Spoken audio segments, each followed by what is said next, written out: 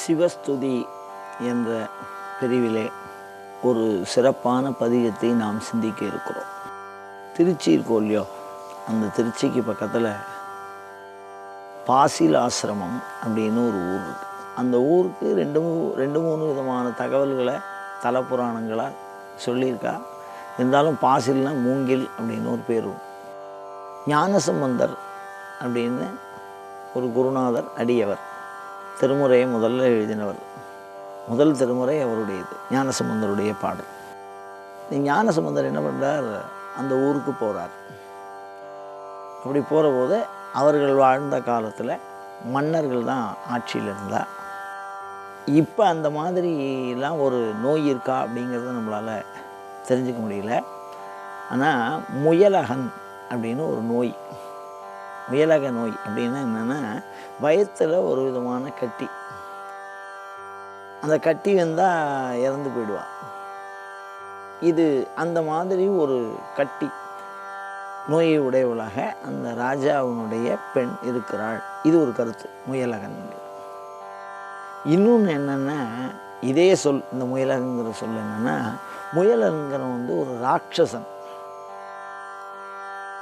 அந்த ராட்சசன் அப்படின்னா ஒரு ஆண். அவன் நரமாமிசம் சாப்பிடக்கூடியவன். இந்த ராட்சசன் அவன் வாழ்ந்ததாக சொல்லப்பட்டிருக்கு. அந்த ராட்சசங்கிற சாமியை பற்றி நம்ம தெரிஞ்சுக்கணுமோ இல்லையோ, தெரிஞ்சுட்டாதான் அது அடுத்த வாழை பிடிச்சா என்ன ஆகும் அப்படிங்கிறது தெரியும். ஒரு அந்தனர் நல்ல வேதங்கள்லாம் படித்து ஏதாவது ஒரு யாகங்கள்லாம் பண்ணி மிகச்சிறப்பாக அனுஷ்டானம் பண்ணின்னு இருக்கார். திடீர்னு அந்த அந்தனருடைய அனுஷ்டானத்தில் மாறுபாடு ஏற்பட்டு சொரங்களை தப்பாக சொன்னாலோ இல்லை வேத நெறிகளை தவறாக பின்பற்றினாலோ அவர்களுக்கு ராட்சச ஸ்வரூபம் கிடைக்கும் அப்படின்னு சொல்லியிருக்கா. அதனால் பூஜைகளை செய்கிற பொழுது மிகவும் சரியான ஒரு மந்திரங்களை உச்சரித்து செய்ய வேண்டும். அதில் என்ன சொல்லி இருக்கிறார்களோ அந்த மந்திரங்களை முறைப்படி செய்ய வேண்டும். அப்படி முறைப்படி செய்யாத போது தவறான விளைவுகள் தோன்றுவதற்கு வாய்ப்பு இருக்கிறது அப்படின்னு ஆகமங்கள் ஒரு சில இடங்களில் பரிந்துரை பண்ணியிருக்கா. அந்த மாதிரி இருக்கக்கூடிய இந்த ராட்சச வடிவம் எப்படி தோன்றும் அப்படின்னா, நல்ல அந்தணர்களாக இருந்து பூஜையில் தவறு பண்ணி, இல்லை தப்பு, சில பேர் தவறுங்கிறது நமக்கு தெரியாமல் பண்ணுறது, தப்புங்கிறது ஏதோ கோபத்தில் பண்ணுறது. அப்படி கோபத்தினால் பண்ணினதுனால இந்த ராட்சச சுரூபம் அவளுக்கு கிடைக்கும் அப்படின்னு சொல்லியிருக்கான். இப்போ இந்த அந்தணராக இருந்த கருணையாளனாக இருந்த அவர் அப்படியே அந்த தவறுனால, தன்னுடைய அனுஷ்டான தவறுனால முயலகனாக இருக்கக்கூடிய ராட்சசனாக மாறக்கூடிய வாய்ப்பு இருக்குது. தலைகீழாக இருக்கும். இப்போ அந்தணர்கள் இந்த மாமிசம் அப்படிங்கிறதெல்லாம் அருந்தக்கூடாது, சாப்பிடக்கூடாது அப்படின்னு இருக்கு. ஆனால் அதுக்கு அப்படியே முழுவதுமாக மாறி மாமிசம் சாப்பிடக்கூடிய ஆட்களாக அவர்கள் ஆகிவிடுவார்கள். அப்படின்னா அந்த வடிவம் இல்லை, அவர்கள் இறந்த பிறகு அவருக்கு ஒரு வடிவம் சொல்கிறார், யாதனா சரீரம்னு சொல்கிறாங்க. அது எப்படி இருக்கும் அப்படின்னு கேட்டிங்கன்னா, ஒரு பார்க்கும்போது ஒரு சின்ன குழந்தை மாதிரி வர மாதிரி இருக்கும். சின்ன குழந்தை, ஒரு காட்டில் நடந்து போகிறோம், அதை நம்ம அந்த இடத்துலேருந்து எட்டிருந்து பார்க்குறோம், அந்த வடிவத்தை பார்க்குறோம், அது சின்ன குழந்தை மாதிரி இருக்கும். நீங்கள் கிட்ட போய் சின்ன குழந்தை அப்படின்னு அதை தொடும்போது விகாரமான உருவத்தை அடையும். விகாரமான உருவத்தை அடைஞ்சு அது கிட்ட நீங்கள் ஓட ஆரம்பிச்சிங்கன்னா அதனுடைய உருவம் வளர்ந்து அந்த யார் தொடராளோ, அதை தீண்டுறாளோ, அவள் உடம்புக்குள்ளே அது பூந்துடும். அப்படி உடம்புக்குள்ளே பூந்துட்டா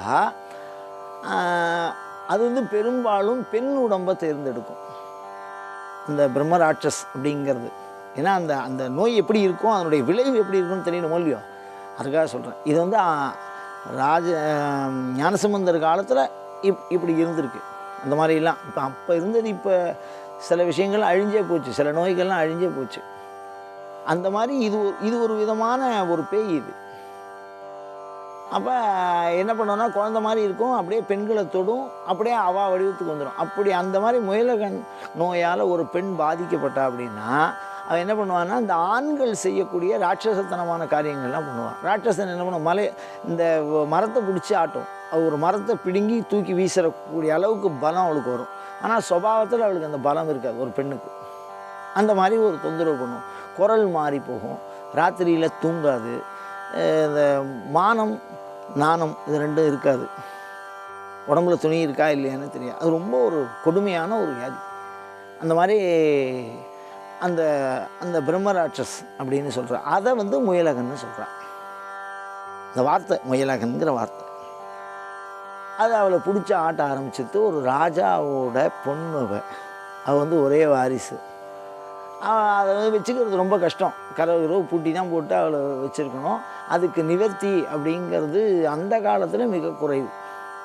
கொஞ்ச காலம் இருப்பாள், அப்புறம் இறந்து போயிடுவாள். அந்த ஒரு உடம்புல இன்னொரு ஆன்மா ஒன்றாக வாழ முடியாது. 2 ஆன்மா ஒரு உடம்புல இருக்க முடியாது. அப்படி இருந்தால் ஒன்று அழிச்சிடும். அதுக்கு குறைந்தபட்ச காலம் வந்து ஒரு 13 நாளைக்கு மேலே ஒரு உடம்புல இன்னொரு ஆன்மா இருக்குது அப்படின்னா அந்த உடம்பை 2ஆக அழிச்சிடும். யாராவது ஒருத்தர் தான் வாழ முடியும். அதனால் அந்த பிரம்மராட்சஸை இந்த மாதிரி முயலகன் இவாளெல்லாம் பிடிச்சா இறந்து போயிடுவாள். அந்த மாதிரி ஒரு சூழல். அந்த ராஜா என்னென்னலாம் பிரார்த்தனை பூஜையெல்லாம் பண்ணி இந்த குழந்தை இப்படி இருக்காளே அப்படின்னு வருத்தமாக இருக்காள். அந்த நேரத்தில் ஞானசமுந்தரம் அங்கே போகிறார். அப்படி போகிற போது தன்னுடைய தகவலை சொல்கிறார். இந்த மாதிரி முயலகன் பிடிச்சது விலை இந்த மாதிரி பண்ணின்னு இருக்கா, மிகப்பெரிய கஷ்டமாக இருக்குது எனக்கு அப்படின்னு அந்த ராஜா வந்து தன்னுடைய பொண்ணை பற்றி அவருடைய நிலையை பற்றி சொல்லுகிறார். அப்போ ஞானசமுந்தரம் மிகச்சிறந்த சின்ன குழந்தை.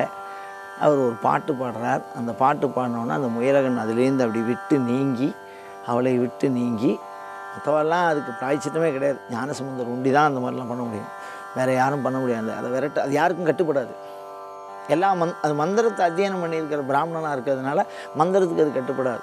சிவ அனுகிரகத்தினால பிரார்த்தனை பண்ணி அந்த நோயை பூரணமாக விலக்கி அருளினார் அப்படிங்கிறது வரலாறு. அந்த நோய் நீக்கத்திற்கு அவர் என்ன பாடினார்?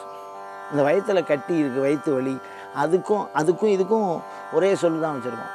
அவர் என்ன பாடினார் அப்படின்னா, துளி வளர் திங்கள் துளங்கி விளங்க சுடர் சடை சுற்றி முடித்து பணிவளர் கொள்கையர் பாரிடர் சூழ்வாரிடம் பழி தேர்வர் அணிவளர் கோலமெல்லாம் செய்து பாசிலாசிரமத்துறைகின்ற மணிவளர் கண்ட.